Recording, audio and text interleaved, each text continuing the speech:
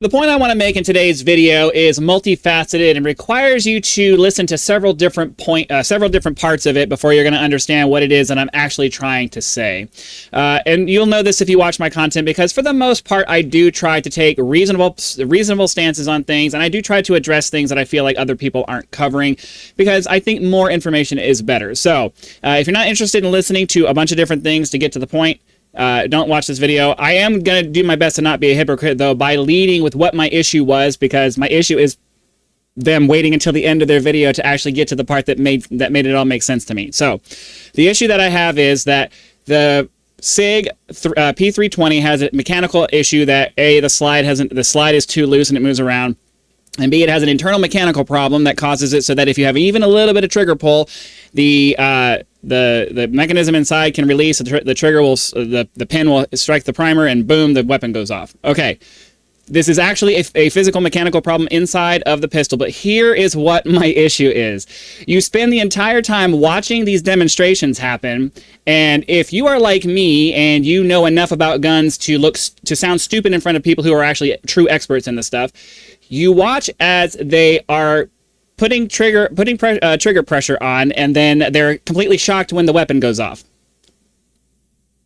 Why would that look stupid at first glance? Well, as somebody who spent more than a decade of my life being drilled with the precepts of the 4 safety rules for firearms as a United States Marine, one of the rules is keep your finger straight off the trigger until you're ready to fire. I mean, you know, let me be very clear. I agree with their statements that this is a major mechanical problem with the firearms. SIG should absolutely recall their weapons or provide replacement parts or do some kind of something that addresses the mechanical problems that are here. I don't know enough about the internal workings of firearms. At least I don't remember enough about the internal workings of firearms after more than a decade out of the Marine Corps. I forgot how all that crap works, but I do know enough to know that the slide shouldn't be loose, and it should require a reasonable amount of pressure on the trigger to cause the mechanism to release, the trigger mechanism to release. So that is absolutely a problem. It is something that should definitely be fixed. However, this is my issue with content creation nowadays. If you don't immediately, people are trying to hold the super interesting part until the end to get you to keep watching, and unfortunately, the advertising model that we live with now kind of requires that you do that, because if you give everybody the stuff up front, they have no reason to finish watching the rest of your video. So, as I said, my issue here is multifaceted. First and foremost, I agree SIG Sauer needs to recall the guns or provide replacement parts. This is a massive safety issue that needs to be addressed. However, for those of you discussing issues like this, there is a certain thing that you need to do when you're providing safety, especially things that relate to safety like this, to make sure that those of us who at least have a passing knowledge of what is going on with these things don't just click off the video thinking, man, this is stupid. Of course, they have their finger on the trigger. You're not supposed to do that. Yeah, with a little bit more context, that attitude makes no sense. But, the average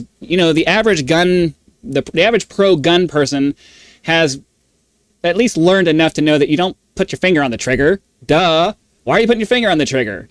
They didn't mention anything in the videos that made it seem like the gun just completely goes off by itself for no reason, right? You have to have a little bit of trigger pull for this little wiggly slide thing to actually cause the firearm to go off, right?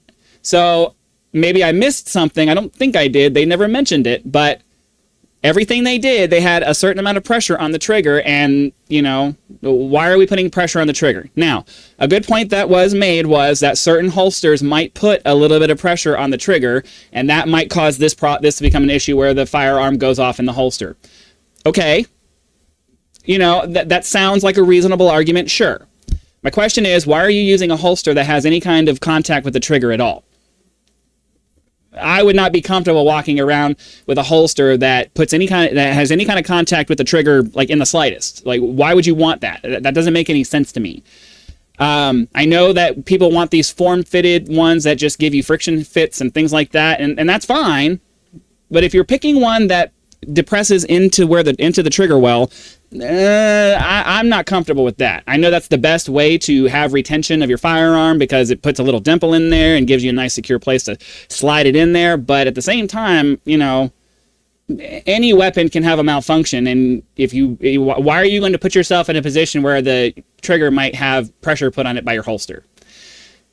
It's these kinds of things where content creators trying to do something and trying to bring up a point end up missing a lot of the audience, because rather than going through the proper formula of here's the problem, here's why here's the reason the problem exists, now let's talk about the things, now let's look at it so I can show you how this works, right? I spent the entire video, I forced myself to get over that initial, why am I watching this? Why do you have your finger on the trigger? I forced myself to get over that, to watch the video to the end, because I wanted the information. But there's a lot of people out there who don't do that. And it's important, if you're going to put out informational things like this, that you go through the proper formula of, here's the problem, here's why the problem happens, now let's look at it and then talk about the fix for it, right? Because if you're like most people, you're watching them put their finger on the trigger and you're like, well, duh, you pull the trigger, the firearm goes off. You know what I mean? It's kind of important to process things in the right, or to present things in the right way so that the most number of people are going to understand what the issue is. If you wait until the very end and you just show yourself holding the trigger down, wiggling the thing, and it goes off, and you're like, ooh, most people are going to look at that and be like, okay, it's a wiggly slide. I don't care. You're pulling the trigger. What's your problem? Yeah, there's nuance to that, obviously. You shouldn't, if you've fired weapons before and you know enough about firearms to know that there should be X number of pounds of trigger pressure before the weapon fires off, well then, okay. But even someone like me who understands that is still going, okay, but the 4 safety rules, dude. Why are you putting your finger on the trigger if you're not ready to fire? Right? So I'm not saying that the content creators that made these videos are wrong. They're absolutely right. My issue is the presentation of the points that they were trying to make. If you're going to make a point, you need to start off with, this is the problem. This is why the problem exists. Now let's analyze it so you can see why. Oh my God, now my microphone just came loose and it doesn't want to stay now. Now let's analyze it so you can see the problem in action. Now let's talk about the solution. If you don't do that, you're going to get a lot of people who just watch you putting your finger on the trigger going, they're pulling the trigger. What's your problem? So that's all I wanted to say. Just, if you're going to put out information, put it out in a way that's consumable for people who aren't going to just click off the video because it looks kind of dumb. Because it did. It looked kind of like I'm watching, look, he's pulling the trigger and you're like, well, duh, you're pulling the trigger. Maybe the trigger's a little bit too sensitive, adjusted or something, whatever. I understand that's not the point they're making. Don't take away don't hear what I'm not saying. I agree that you should have to have more pull on the trigger to get it to go off. I am saying that. But at the same time, that it's really hard to get over the drilled in knowledge of you don't put your finger on the trigger until you're ready to shoot. So this isn't as big of an issue as you're saying that it is. And even with the mechanical problems that the weapon has, if it only goes off because there's trigger pressure, then regardless of how wiggly the slide might be, if pulling the trigger is still a prerequisite for the weapon to go off, then we're still dealing with a user error input, or a user error problem, in addition to the fact that it's a crappy design. Okay? I'm not saying that the design doesn't need to be changed and it doesn't need to be fixed. I agree that it should. I agree that it needs to be done. I agree that the government, this is one of those things where the government should come in and force them to do it. It is a safety issue. But at the same time, don't display it by pulling the trigger. Display it by explaining the problem and why this is continuing to be an issue and why people are continuing to get injured by it first, then show the tests. Because it's just, for people like me who know just enough to, end up sounding stupid when I say things because I don't know enough to really know what I'm talking about sometimes. Having that little bit of context to the argument that you're making gets me to stop paying attention that you're putting your finger on the trigger and start being like, oh, okay, yeah, I kind of understand your point now. That's all I'm trying to say. And if me, as somebody who tries to approach things from a rational and try to get all of the information standpoint does that, the impatient people who just watch things for 30 seconds and then click off the video are not getting anything out of it. So if you're a content creator or you're a teacher or you're a information distributor of any kind, you need to follow this very simple formula.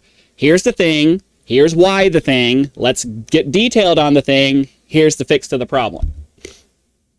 Because you need to make sure that people understand This is the actual problem that's happening. This is why it's happening. Then you need to go into the detail of the problem that's causing it so that we can understand what the fix is, right? So that's the step.